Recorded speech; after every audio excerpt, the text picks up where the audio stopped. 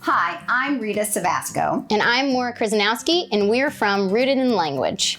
At Rooted in Language, we provide research-based multisensory strategies for typical and struggling learners. We focus on giving you, the educator, the tools you need to help teach language arts. Today we're going to be talking about print, cursive, or keyboard. We're going to help you understand the pros and cons of each writing mode and learn when and why to teach each of these writing methods.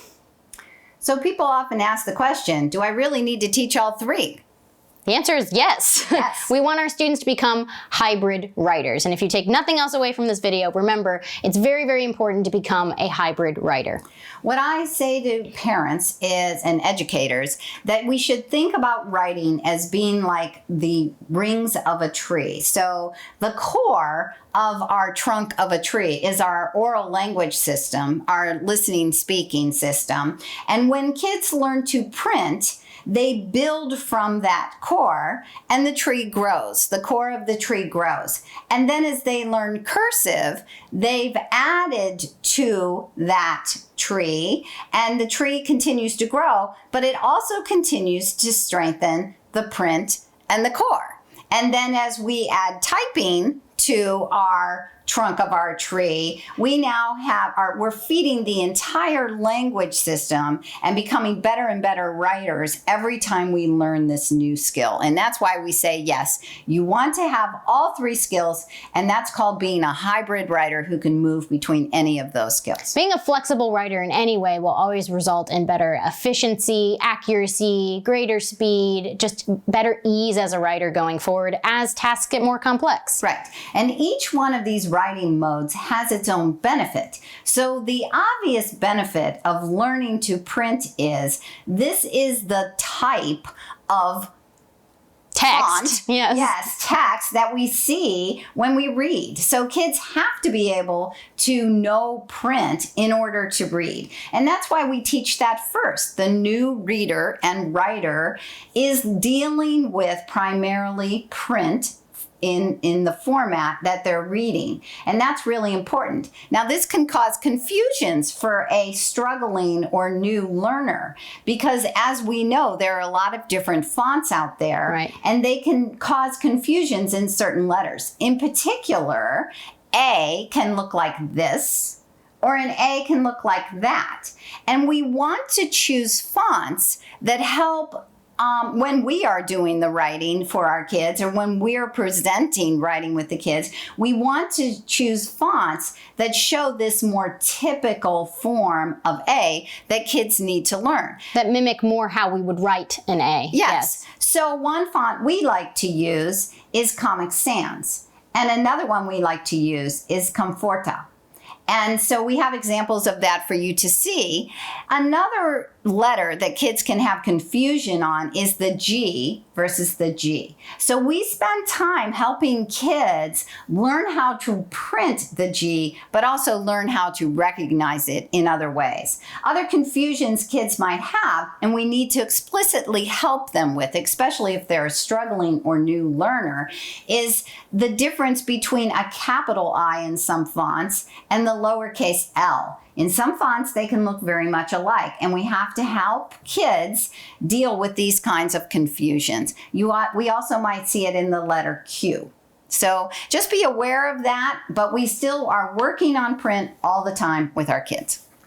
All right, so cursive, is it necessary? Well, as Rita said, it's an important ring of the tree. It's strengthening all other modes of writing. It's been under a lot of scrutiny in education, and we just want you to let you know, do not be dissuaded from all of the debating and discussions that you hear. Mm-hmm. Cursive is a very important mode of writing. It is particularly beneficial for students who have handwriting struggle like dysgraphia. So any student who has dysgraphia, we recommend doing cursive with, but I also recommend it for all typical writers as well. And kids who struggle with handwriting, we're more likely to drop cursive, and actually we need to be doing the opposite. Right, and regardless of whether or not your student ends up choosing cursive as their primary writing mode, it's still very beneficial and very important to teach. It really helps with writing fluency, which is that accuracy plus that speed speed, it can help improve that, even if your student ultimately ends up reverting back to print, or they may choose some sort of hybrid in between print and cursive, which is very common. Right. We see that commonly, that as students learn cursive,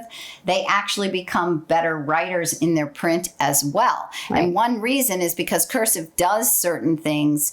It seems to teach certain skills. Right. So some of the skills that cursive improves is that it can really, really help with letter formation. Students who struggle with a lot of orientation issues and how they're forming those letters, cursive is just a lot more connected and really helps kids kind of make those associations much more strongly. It also can really help with spacing between letters in a single word and even between words themselves. It very much improves how words are formed because of the reduction in the number of strokes that you actually have. Every time I lift my pencil to create a new stroke, it's an opportunity for me to make a mistake because I'm not really sure where to put my pencil back down, or whether I'm going from left to right or right to left. With cursive, you don't have that problem until you get to the end of a word. You have one single stroke for an entire word, which also brings us to the fact that words are becoming much more cohesive. You're creating these word cohesions, and research really supports how that can really improve spelling because it's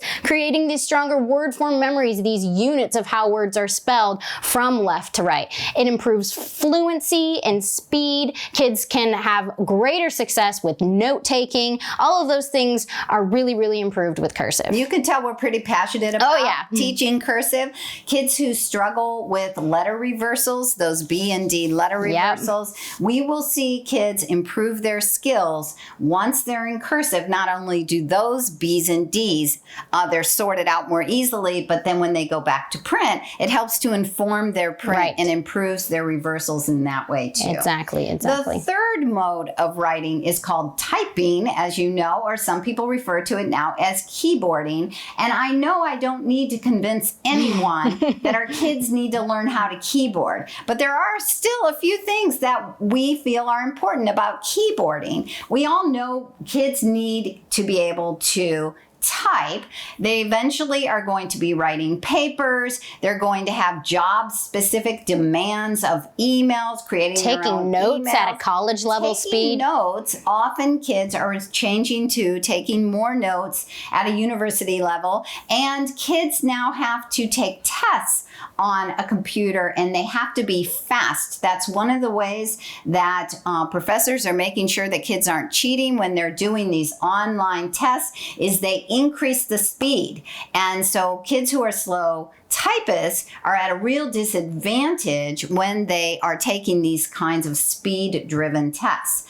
What we do feel we need to get the word out about is that kids really need to learn to type and learn proper fingering when they type in order to gain what Moira referred to as fluency. Now, we define fluency as accuracy plus rate. And we all know that if we're still in this hunting and pecking mode, and our phones really encourage a lot of just one finger typing, we're not going to get that fast fluency that knowing the keyboard will bring you. So be sure to teach each of these skills explicitly.